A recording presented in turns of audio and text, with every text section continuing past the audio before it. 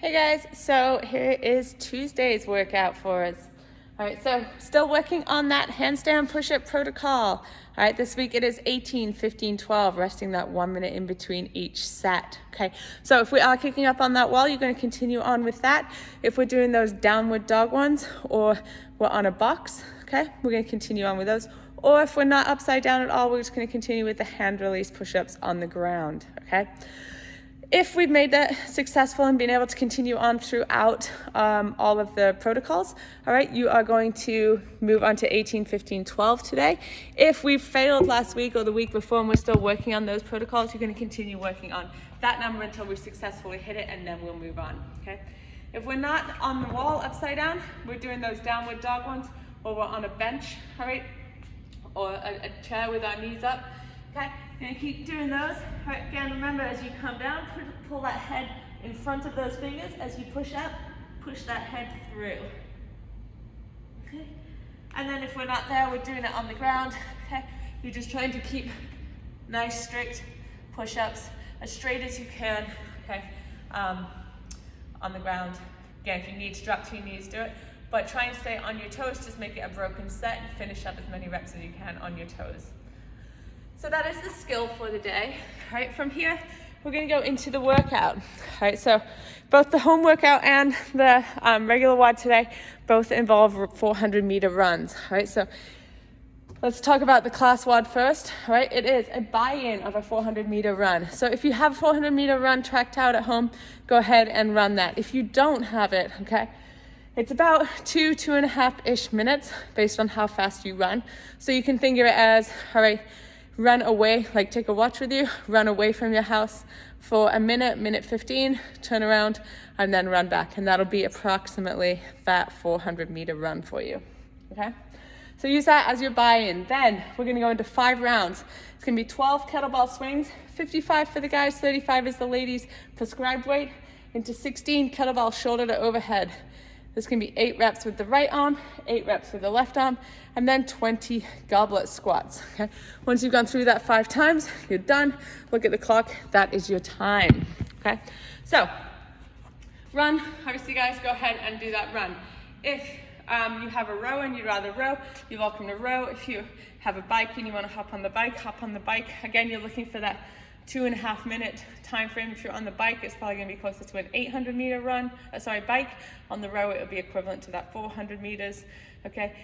If you're not running, but you wanna walk it, feel free to walk it. Again, just use that timing. So walk away from the house for like a minute 15, okay? And turn around and walk it back as fast as you can. Good, then, once you're back, those 5 rounds, okay? 12 kettlebell swings. So first thing you do, deadlift that kettlebell up with that nice flat back, give a little dip of the hips. All right, top those hips, swing that kettlebell up overhead. At the top, arms locked out, kettlebell pointed towards the ceiling, okay? Everything in a straight line. If you can't get up overhead, you're just gonna take it to that Russian kettlebell swing height, okay? So there's 12 of those. Then you're gonna go into that shoulder to overhead. So you bring that kettlebell to your shoulder, okay? From here, you're gonna dip, push it up overhead. You can do strict press, push jerk, or if you really need to, you can split jerk it, but it should be fairly light, so you shouldn't need to do that. Most likely you'll do that push press or that push jerk, okay? Either way, whatever you end up doing, okay, at the end, make sure everything's locked out, arms punched up towards the ceiling. If you don't have, again, the height to go overhead, all right, you could do it as a seated strict press. You'll probably want to take it a little bit lighter, okay, than the prescribed weight. So you're just gonna sit and do 8 with one arm, 8 with the other arm. That way you'll still get the overhead in, but you won't be punching holes in your ceiling. Then you've got that goblet squat. So you're just gonna take that kettlebell, hold it in front of you, tuck those elbows, keep that kettlebell off your chest, break your knees, push your butt back, squat down, stand up, keeping that chest nice and high. So that is the WOD for the day. Hopefully that all makes sense. Hopefully there's the scales in there that you need. If you don't have that kettlebell, you are welcome to use a dumbbell and do the same thing with a dumbbell. Again, just as you're swinging it, make sure you don't launch it somewhere. All right, then we go to the home WOD, okay? for doing this one, again, all right, like I said, we're gonna do those 400-meter runs. So 400-meter run, or that minute 15 away from the house, come back again. If you're not running it, walk it, or if you're rowing, row, etc. Then 40 mountain climbers, counted 1, 1, 2, 2. 40 air squats, 400-meter run. 40 hand release push-ups. 40 Russian twists, counted 1, 1, 2, 2. 400-meter run. 40 jumping jacks. 40 thigh taps. 400-meter run. Okay. So we got a couple of runs in there. If you use your first run as kind of your guide, all right, that way you don't have to time it from there on out, but just take off on your run for that minute 15, kind of like this is a tree or a sign or a driveway or something, you know, that's your mark. Turn around and run back. That way next time you go, right, at least you'll be running the same 400 meters throughout the entire workout versus each one maybe getting shorter and shorter just because we're slowing down because we're getting more tired. All right, so use that first one as your guide and run that same route every time. Then there's mountain climbers.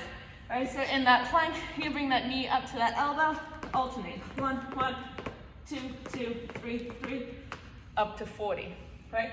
Then into those air squats, so set your feet up, shoulder width apart, break your knees, butt back, squat down from there. Okay? Then take off on that run, come back, hand release push-ups.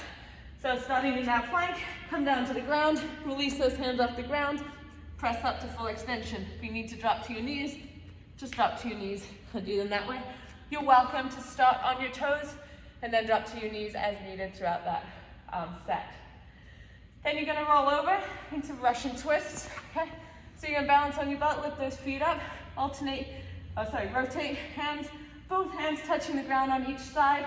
As you go, if you need to, put those heels on the ground, all right, for a little bit of assistance during those Russian twists.